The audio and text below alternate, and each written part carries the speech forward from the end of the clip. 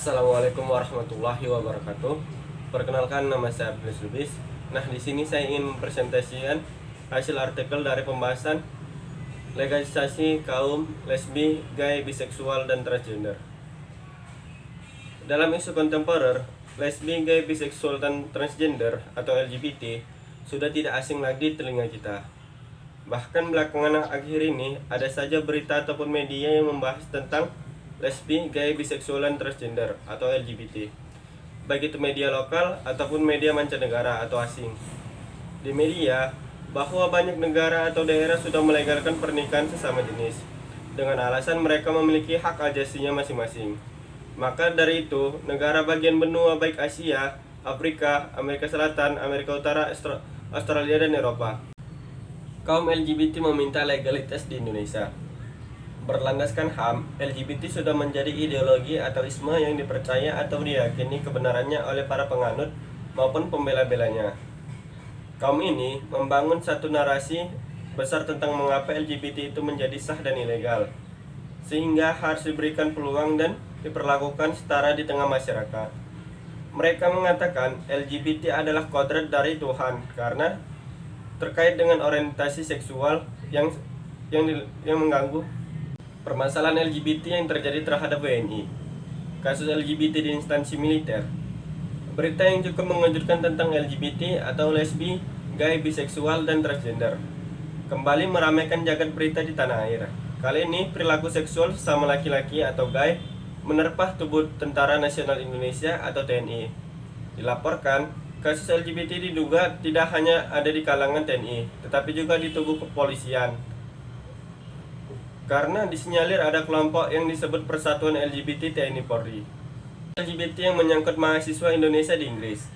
Kasus pemerkosaan yang dilakukan Reinhard Sinaga di Inggris ramai diperbincangkan. Pria bernama Reinhard Tambos Marultui Tua Sinaga atau Reinhard Sinaga, seorang pria asal Indonesia, dihukum seumur hidup oleh pengadilan Manchester dalam 159 kasus perkosaan dan serangan seksual terhadap 48 pria selama rentang waktu 2,5 tahun dari 1 Januari 2015 sampai 2 Juni 2017, di mana satu berperan sebagai laki-laki, yang satunya lagi berperan sebagai perempuan. Biasanya, perempuan yang berperan menjadi seorang laki-laki adalah perempuan yang berpenampilan tomboy. Pada umumnya, lesbi akan berpenampilan selayaknya laki-laki bagi lesbi yang menyamar jadi laki-laki, dan yang perempuan akan berdandan serba feminim. Yang keempat yaitu gay. Istilah gay digunakan secara umum untuk menggambarkan seseorang pria yang tertarik secara seksual dengan pria lain yang menunjukkan komunitas yang berkembang di antara orang-orang yang memiliki orientasi seksual yang sama. Menurut Carroll 2005, mengatakan bahwa orientasi seksual merupakan ketertarikan seseorang pada jenis kelamin tertentu secara emosional, fisik, seksual, dan cinta. Homoseksual yang dilakukan oleh laki-laki dengan laki-laki atau gay telah ada sejak zaman Nabi Lut, yaitu persetubuhan antara laki-laki dengan laki-laki melalui dubur yang dilakukan oleh masyarakat kota Sodom. Yang kelima yaitu biseksual. Biseksual adalah orientasi seksual yang menunjukkan ketertarikan seseorang terhadap orang lain tanpa memperdulikan gender.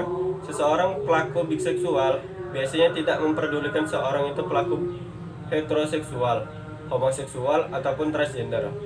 Biseksual biasa digolongkan sebagai pelaku seksual yang seringkali orientasi seksnya berubah-ubah.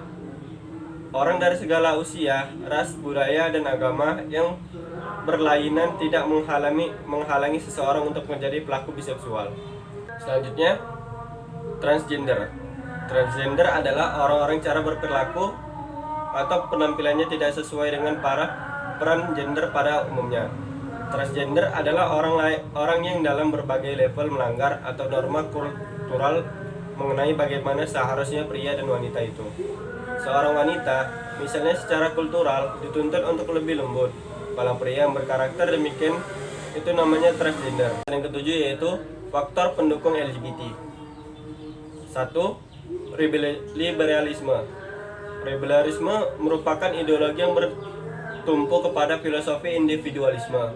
pandangan yang mengedepankan kebebasan orang per orang. Dengan demikian, individu dengan segala kebebasan diberi kesempatan seluas-luasnya untuk mengaktualisasikan dirinya secara maksimal. Yang kedua yaitu globalisasi. Dengan adanya globalisasi, kelompok LGBT memiliki peluang untuk melakukan propaganda secara masif melalui saluran-saluran komunikasi global untuk mempromosikan eksistensinya, baik itu melalui media sosial maupun media mainstream seperti Facebook, Twitter, maupun media sosial lainnya.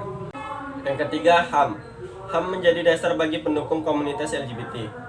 Salah satu hak mendasar yang harus dimiliki oleh setiap manusia adalah kebebasan untuk mencintai individu lain dan melakukan legalisasi hubungan percintaan mereka dalam lembaga sosial berupa pernikahan tanpa melihat jenis kelamin, suku, ras, agama, ataupun kelompok sosial yang melatar belakangi keduanya.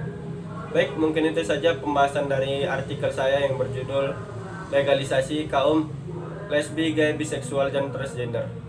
Terima kasih.